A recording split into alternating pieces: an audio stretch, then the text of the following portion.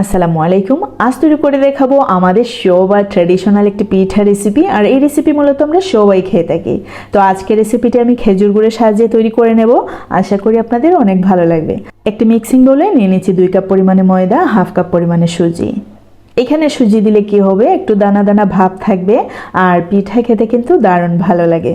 তবে হাতের কাছে যদি সুজি না থাকে সেই ক্ষেত্রে চালের গুঁড়ো 2 থেকে 3 টেবিল চামচ পরিমাণে দিয়ে দিতে পারেন। তাতে করেও পিঠাগুলো একটু সামান্য শক্ত হবে, ভালো লাগবে খেতে। আর চাইলে আপনারা সুজি চালের গুঁড়ো দুটোই স্কিপ করতে পারেন, শুধু ময়দা সাহায্যেও করে নিতে পারেন। তো লবণ দিয়ে দিলাম স্বাদ মতো, আর দিয়ে দিচ্ছি 2 টেবিল চামচ পরিমাণে কোকো পাউডার। এতে করে আলাদা একটি ফ্লেভার এড হয়। আর অবশ্যই চেষ্টা করবেন ভালো ব্র্যান্ডের কোকো পাউডার ইউজ করতে। মিশিয়ে নেওয়া হয়ে গেলে আমি এরই মধ্যে দিয়ে দিচ্ছি 1 কাপ পরিমাণে গরুর দুধ। আজকের রেসিপিটি হবে গরুর দুধ আর খেজুর গুড়ের সাহায্যে। আপনারা চাইলে এখানে কিন্তু পানি, চিনি, গুড় এইগুলো অ্যাড করে নিতে পারেন। তো আমি দিয়ে দিচ্ছি খেজুরের গুড়। এখন আবারও খুব ভালো করে মিশিয়ে নিচ্ছি। চেষ্টা করবেন হাতের সাহায্যে মিশিয়ে নিতে। হাতের সাহায্যে মিশিয়ে নিলে কোনো রকম লাঞ্চ থাকার কোনো সুযোগ থাকবে না। তো মোটামুটি পারফেক্ট একটি ব্যাটার তৈরি করার জন্য এখানে আমাদের আরও প্রয়োজন হবে গুড় বা পানি বা দুধের।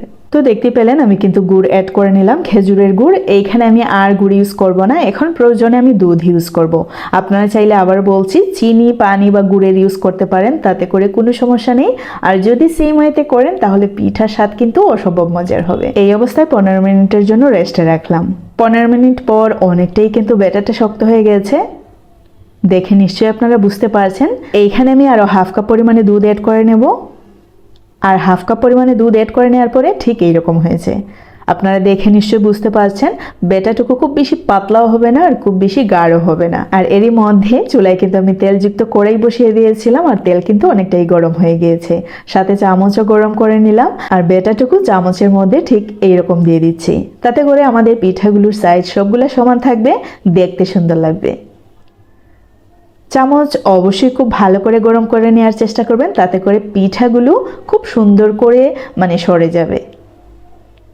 তো এরকম হইতে আমি সবগুলো পিঠা তৈরি করে নিলাম। এই পিঠাগুলোর ব্যাটার তৈরি করা যতটা না সহজ, পিঠাগুলো তৈরি করা কিন্তু অনেক কঠিন। যেহেতু একটা একটা করে তৈরি করা হয়, তাই জন্য বলছি ব্যাটার যতটুকু ভালো করে নেওয়া হয়, একদম যাতে পিঠাগুলো সুস্বাদু হয় সেই ব্যবস্থা করে আমাদেরকে করে নিতে হবে।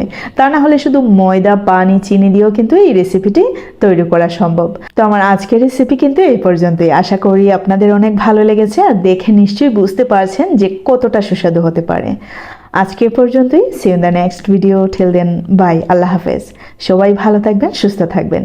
অনেক মজার ছিল এই রেসিপিটি।